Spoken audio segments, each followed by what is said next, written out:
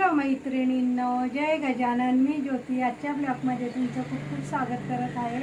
मैत्रिणींनो, आमच्या इथं अहिल्यानगरला काल ढगफुटी झाली हो, त्यामुळे प्रचंड पाऊस होता आणि जवळजवळ म्हणजे 3-4 तास लाईट जाते. पण आमच्या टेलर लोकांचं कसं असतं माहिती आहे का, आपण जी ऑर्डर घेतली, जे लग्नाची तारीख असते त्या तारखेला आपल्याला ते लग्नाचे ब्लाऊज ड्रेस त्यांच्या जवळच्या व्यक्तींनी टाकलेले असतात, ते पण आपल्याला द्यावे लागतात. तर माझ्या तेच होत आहे, कारण शॉपमध्ये आलं आणि थोडं काही शिवायला लागलं की लाईट चालली जाते. पण दुसरे जे ऑफिसमध्ये किंवा इतर कामाचे लोक असतात त्यांना कसं एखाद्या वेळेला नाही केलं तरी चालतं, पण आमच्या टेलर लोकांचं कसं असतं, जी ऑर्डर आपण घेतली ती 2 दिवस आधी त्यांना आपण द्यावीच लागते. तर माझ्या बाबतीत तेच झालं. तर आता हा उदाहरण म्हणजे हा ड्रेस त्या ताईंनी मला 28 ला सांगितलेला होता आणि हा मी शिवून घेतला. बघा, मी तुम्हाला दाखवते. हे बघा, हा ड्रेस शिवून झाला, तरी पण त्या ताईंचा अजून पत्ता नाही.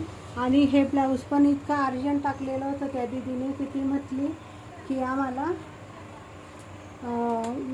जावं लागतं आहे म्हणे बाहेर गावला, आम्ही लग्नाला जाणार आहे. मला वाटतं पावसामुळे तिला पण शक्य झालं नसेल म्हणून ती दीदी घागरा ब्लाऊज घ्यायला आलेच नाही.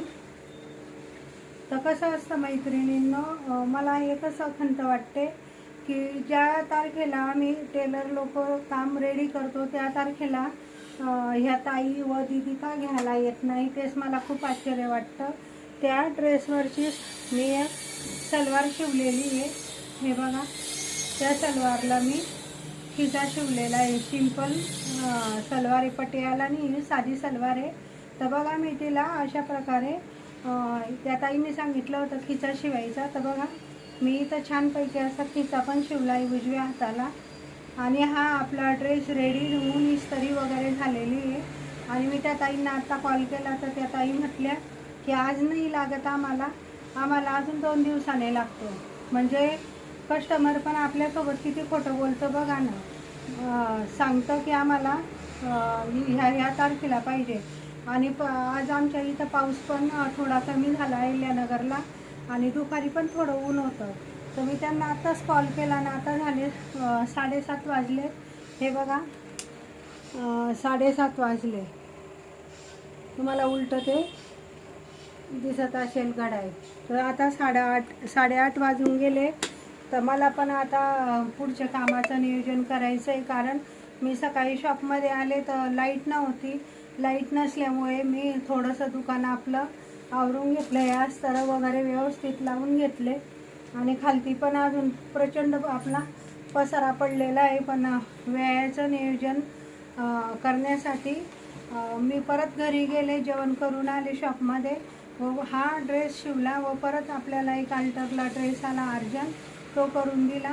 आणि आता विचार करते की आता पुढचं नियोजन कसं करावं ते, कारण लाईट पण जाते, पाऊस पण येतो आणि कस्टमर आपण घेतलं की आपण त्यांच्या वेळेवर दिलं की परत ते कस्टमर आपल्याकडं पुढच्या वेळेला येतं की ह्या ताई आपलं व्यवस्थित देतात म्हणून. तर आपण पण त्यांनी पण आपल्या शब्दाला जागायचं व आपण पण आपल्या शब्दाला जागायचं, असंच माझं मत आहे. तर तुम्हाला काय वाटतं मैत्रिणींनो, नक्की सांगा. मला तर वाटतं प्रत्येक दीदीने ही टेलर लोकांचं मन समजून घ्यायला पाहिजे, कारण अर्जंट टाकतात, घाई करतात, तेव्हा घ्यायला येत नाही. आणि जेव्हा ते आमच्याकडनं होत नाही, माझ्याकडं तर असे पहिल्या दुकानाचे असे काही ब्लाऊज आहे की गट्टेचे गट्टे पडलेले, त्यांचा सारखा फोन येतो पण ते माझ्याकडनं होत नाही. आणि मी जे घेते इथं ते लवकर घ्यायला कोणी येत नाही. तर आता तेच झालं, घागरा माझा शिवून झालेला आहे, हा ड्रेस शिवून झालेला आहे. त्या ताईंना फोन केला तर त्या म्हटल्या उद्याच नाही, ते 13वं, ते परवाच्या दिवशी मी उद्या येऊन घेऊन जाते. म्हणजे बघा, कस्टमर पण आपल्याला कसं चिवत्यात व उल्लू करतं ते. तर मैत्रिणींना मला एकच सांगायचं आहे की असं कस्टमराने पण टेलर लोकांची वागवणी आणि टेलरने पण कस्टमरांची वागवणी काही म्हणजे कसं आहे, जे असेल ते तोंडावर खरं सांगावं की ताई मला अर्जंट लागणार आहे, मी तुम्हाला 1 दिवस अगोदर सांगितलं, एवढं सांगितलं तरी चालेल. कारण कसं आहे, आमची पण जास्त धावपळ होत नाही. कारण काय झालं, सकाळी फक्त सलवार शिवून झाली, लाईट गेली, 3 तास आलीच नाही. आणि मी दुपारी शॉपमध्ये परत जेवण करून आले 2 वाजेला. तेव्हा हा टॉप शिवला, तिच्यात 2 कस्टमर घेतले, अल्टर झालं.